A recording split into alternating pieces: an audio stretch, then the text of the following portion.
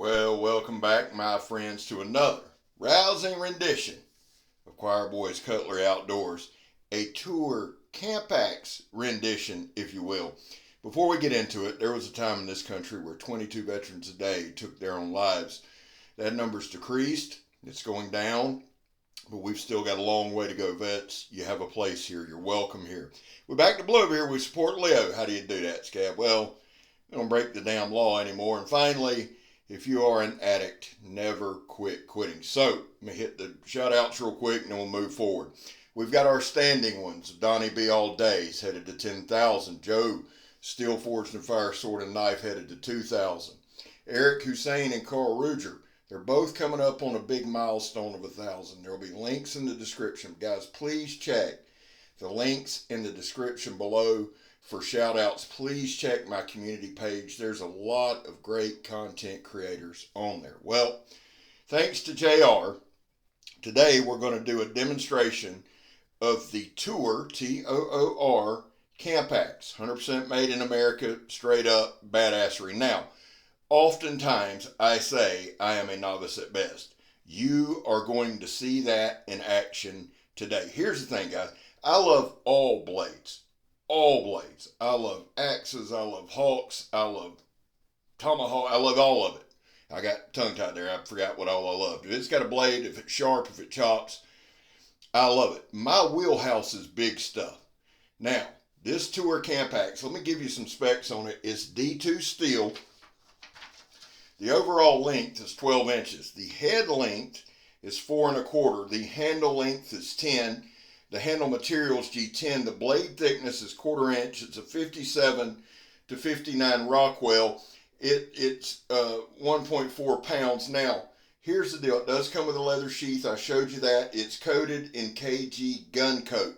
This coating is very, very tough, very durable. That's what my background is. That's what I do every day is coatings. And I can attest that this coating is insanely durable. Now, the edge on this thing has a short, steep bevel, which is good for chopping. It's good for prying. It's good for that kind of stuff. I purposely took the time. I sped this part up just a little bit. This is a piece of hardwood from Ace Hardware. It's that old firewood that a lot of places will carry. So this stuff's harder than a damn brick bat, son. But I wanted to take a minute and I wanted to process this entire piece up and just show you. I sped it up just a hair. But here's the deal, guys. Here's why I say, like with Camp Axe and with things like that, I'm used to bigger stuff, just slamming it down, getting it going, getting it gone with no real skill. Now, part of my channel, I've said before, is not to show you the latest and greatest. It's just kind of my journey in this blade world and in this blade community. So, there are going to be times, today for instance, where you go, Lord, does that guy know what he's doing? But I want to be upfront. I want to be honest with you with that. That way you don't put the blame on the tool. And I'm not one of those guys, oh, this. No. The tool is fine. The tool is awesome. And as this video goes, you're going to see me progressively get a little more comfortable, a little better. It's got a very, very, very sharp edge. But again, it's got a short, steep bevel. And you see right there, son, it processed that piece up into some pretty good tinder, pretty good kindling. Well, kindling, not tinder, but it produced it relatively quickly. The handle is insanely comfortable. It's built so that you can have several different grips. You can choke up for small, fine work, for processing, and you can drop back. A lot of times, guys, I held my pinky off the back and got some really, really good bites. Now, I don't know, they ought to call this thing the honey badger or the wolverine or something. This thing is short, it's compact, but it does damage. Now, what you're going to see right here is just chips flying everywhere. You're going to see that. I do cut some smaller stuff and stuff like that. But what I wanted to do throughout this video is process wood the entire time. This is some stuff that I've cut down out there near Fort Scab, Tongaroga. And to my dear tree-hugging friends, please understand that they are going to, in about a year, clear cut all of this stuff for a subdivision. We take down hackberries, things like that. Crappy trees. We don't mess with pines. We don't mess with oaks. Some of this stuff has been cut down. And so we're just trying to process it up. I'll use some of it on the fort, use some of it for firewood down the road, even though hackberry sucks for that. You know, we do what we do.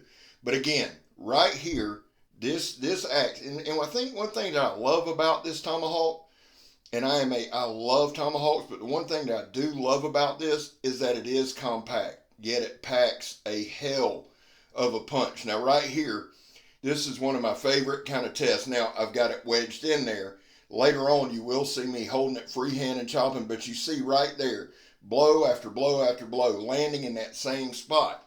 Now, that's one of those 1.25 inch briars that I just wanted to cut. Show you kind of some of the slicey power of this thing. Look at that thing, man. That's a beautiful, beautiful tomahawk. Now, it's a little more on the expensive side. On their site, it ran for about $3.95. The thing is this, guys, that we don't discuss price here. I mean, I'll let you know what it costs, but I don't have thoughts on it either way. It is American made. And their website says 100% made in America, so we know we're going to pay a little bit more of a premium for that.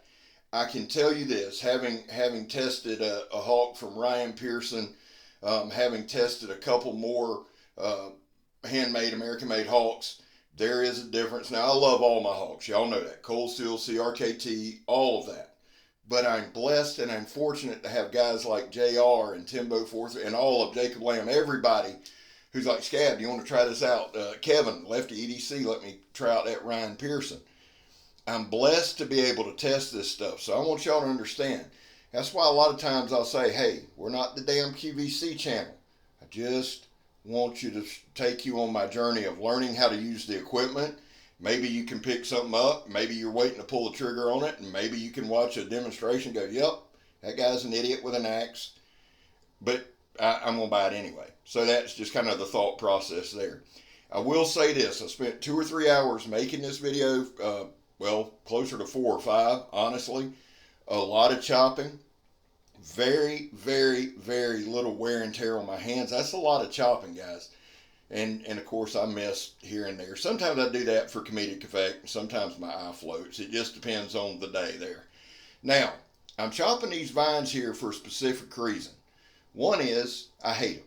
2 is, they got a lot of bounce, a lot of flex, and yes, they do strangle everything out, so I like cutting down. But the other thing is, with that bounce and flex, accuracy is important. Now, again, novice at best. I'm used to a big, big edge, a big, long, sweeping edge that I can just bash and crash.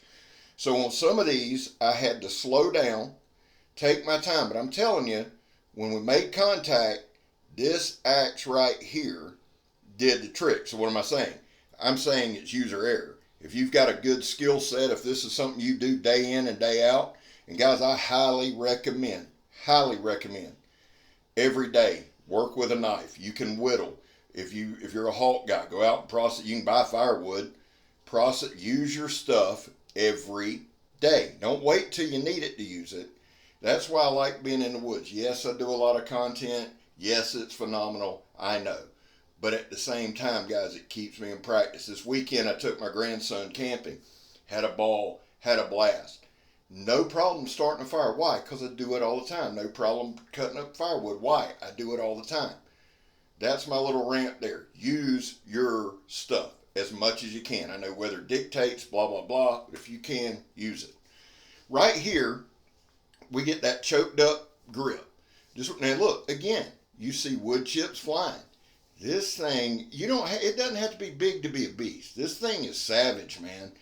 Super sharp, super comfortable in hand. Huge fan of G10.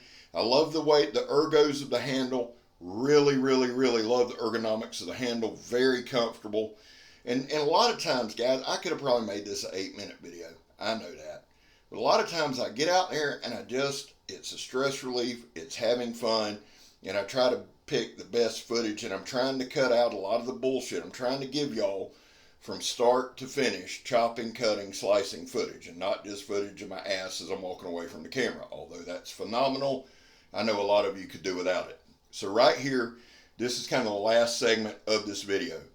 We just process this up. That's what this is. And this thing went to work, whether it's trimming off small branches or cutting it down, cutting it in half, doing whatever. And you see, guys, you can still, the axe working. The axe doing what it's supposed to do. That's why I love demonstrations. I can tell you something all day long. That's really where you would tell novice at best comes out. But if I show you and take you on this journey, you can watch the tool work. Man, you can make up your own mind. And I'm telling y'all from the depths of my soul, I don't care if you buy it or not. I'm not saying that meanly. I'm saying it positively. I just want to show you what it can do. And again, those of you with better skill sets, and I'm telling you, if you got a pretty good, if you do a lot of camping, this axe, put up your pennies, this one could be a great one, great option for you. Well, my guy Mikey, whom I love, says it best. He says, Gab, never give up, never surrender, and everything will be okay. And you know what? Mikey's true. May not be great. It may hurt a little bit, may take some time, but it's going to be okay. I'm Scab, you're not, and I'm gone, son.